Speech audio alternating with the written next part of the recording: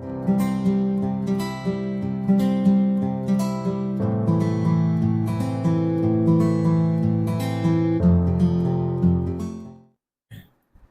Everyone. तर आजच्या या व्हिडिओमध्ये आपण पाहूयात की आपला जो 5th सेमिस्टर IT आणि कम्प्युटर या ब्रांचला ऑपरेटिंग सिस्टम जो सब्जेक्ट आहे त्या सब्जेक्टचं इन डिटेल आपण सिलेबसचं ॲनालिसिस पाहूयात की आपल्याला कोणते कोणते चॅप्टर शिकायचे आहेत, किती किती वेटेज आहे चॅप्टर्सचं आणि त्या युनिटमध्ये आपल्याला काय काय कंटेंट शिकायचे आहेत. ओके, तर लेट्स सी.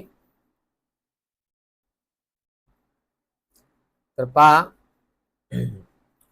इथे हे आपले सिलेबसची PDF दिलेली आहे. राईट, हा जो तुमचा सब्जेक्टचा कोड आहे, या सब्जेक्टचा कोड आहे 22.5.16. ठीक आहे, सब्जेक्ट कोड लक्षात ठेवायचा असतो, हे तर तुम्हाला माहीतच आहे. राईट, आणि हा सब्जेक्ट कम्प्युटर IT या दोन्ही ब्रांचसाठी पण कॉमन सब्जेक्ट आहे. ठीक आहे, तर इथं रॅशनलमध्ये त्यांनी याची सुरुवातीला डेफिनेशन दिलेली आहे की काय, an operating system is basically a system program. System program आहे that control the execution of application. ठीक आहे, आता हे अप्लिकेशनचं एक्झिक्युशन वगैरे कसं होतं कम्प्लीट ते आपण पुढे डिटेलमध्ये शिकणार आहे, तेव्हा पाहूयात. राईट, बट सध्या माहीत व्हायसारखी गोष्ट म्हणजे काय की it is an interface between applications and the computer hardware. Right, तर आपलं जे ऑपरेटिंग सिस्टम आहे ते ऑपरेटिंग सिस्टम म्हणजे जे कम्प्युटरचं आपलं हार्डवेअर आहे आणि सॉफ्टवेअर आहे या दोघांमधला तो इंटरफेस असतो. ओके, तर आता हा टोटल सब्जेक्ट तुमचा 100 मार्कचा सब्जेक्ट आहे. त्यापैकी तुमचे 20 मार्कचे युनिट टेस्ट आणि 10 मार्कचे मायक्रो प्रोजेक्ट असतं, ते सगळं तुम्हाला माहीतच आहे. याला 25 मार्काचे एक इंटरनल प्रॅक्टिकल एक्झाम आहे आणि 25 मार्काचं तुमचं मॅन्युअल आहे. असे टोटल तुमचे प्रॅक्टिकलचे 25 मार्क्स आणि थेअरीचे 100 मार्क्स, म्हणजे टोटल तुमचा 150 मार्क्सचा हा सब्जेक्ट आहे. ओके, तर आपण याचे युनिट्स पाहूया की युनिट्स मध्ये काय काय सिलेबस दिलेला आहे. तो पहिला जो तुमचा युनिट आहे, तो पहिला युनिट आहे याचा ओव्हरव्ह्यू ऑफ ऑपरेटिंग सिस्टम. ठीक आहे, ओव्हरव्ह्यू ऑफ ऑपरेटिंग सिस्टम म्हणजे introduction to operating system. Introduction मध्ये आपण ऑपरेटिंग सिस्टम काय असते ते पाहूया, त्याचे कंपोनंट्स वगैरे पाहणार आहे. राईट, त्यानंतर different types of operating system पाहणार आहे, जसं मल्टी प्रोसेसर ऑपरेटिंग सिस्टम असते, मल्टी टास्किंग ऑपरेटिंग सिस्टम असते. राईट, अशा प्रकारचे ब्रांच ऑपरेटिंग सिस्टम असते, टाइम शेअरिंग ओएस असते. Right, real time OS, mobile OS, हे सगळं आपण शिकणार आहे.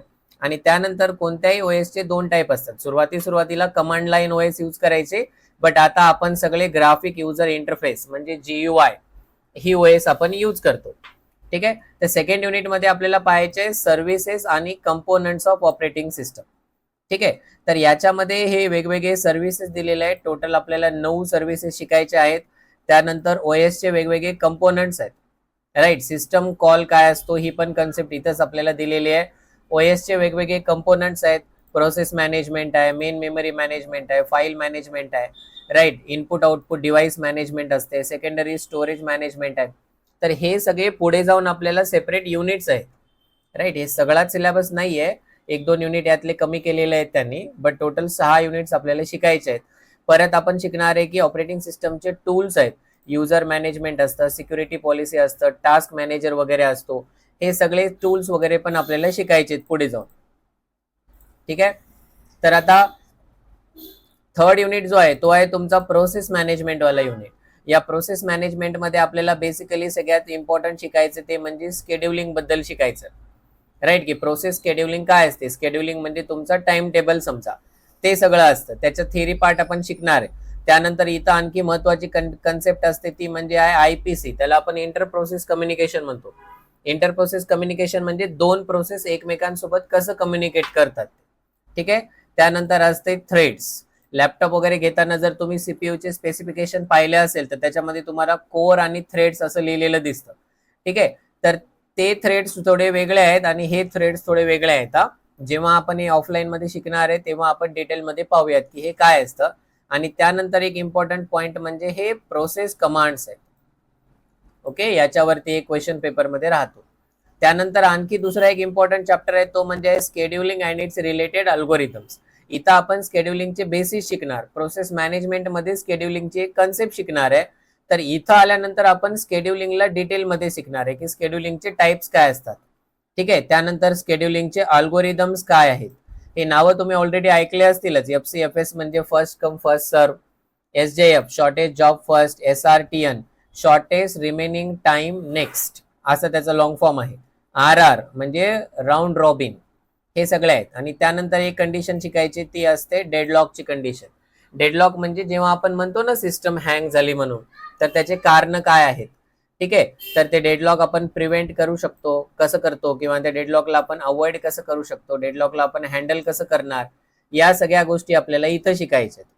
ओके, त्यानंतर युनिट 5 हा आहे तुमचा मेमरी मॅनेजमेंटचा. तर अगोदरच्या स्कीम मध्ये युनिट 5 आणि 6 जे आहेत हे दोन्ही कंबाईनच युनिट होते, एक सिंगल युनिट असायचा. बट इथं हे युनिट सेपरेट केलेले आहेत. इथं आपण मेमरी बद्दल शिकणार, मेमरी मॅनेजमेंट शिकणार. त्याच्यामध्ये पार्टिशनिंग हा एक इम्पॉर्टंट पॉइंट आहे. पार्टिशनिंग म्हणजे एका मोठ्या मेमरी ब्लॉकचे छोटे छोटे ब्लॉक्स तयार करणे, त्याला आपण पार्टिशनिंग म्हणतो. ठीक आहे, त्याचे पण टाइप्स असतात, फिक्स्ड आणि व्हॅरिएबल असतात. परत बिटमॅप आणि लिंक लिस्ट हे तुमचे फ्री स्पेस मॅनेजमेंटच्या टेक्निक असतात, दोन. त्यानंतर आपल्याला शिकायचंय व्हर्च्युअल मेमरी. या व्हर्च्युअल मेमरीमध्ये हे पेजिंग जे आहे हे एक इम्पॉर्टंट कन्सेप्ट आहे. कशा प्रकारे सीपीयू एखाद्या प्रोसेसला हँडल करत असतो ते. आणि त्यानंतर पेज रिप्लेसमेंट अल्गोरिदम शिकायचे, राईट. हा पण एक मोस्ट इम्पॉर्टंट पॉइंट आहे. हे जे 3 अल्गोरिदम आहेत ना, फिफो, LRU आणि ऑप्टिमल.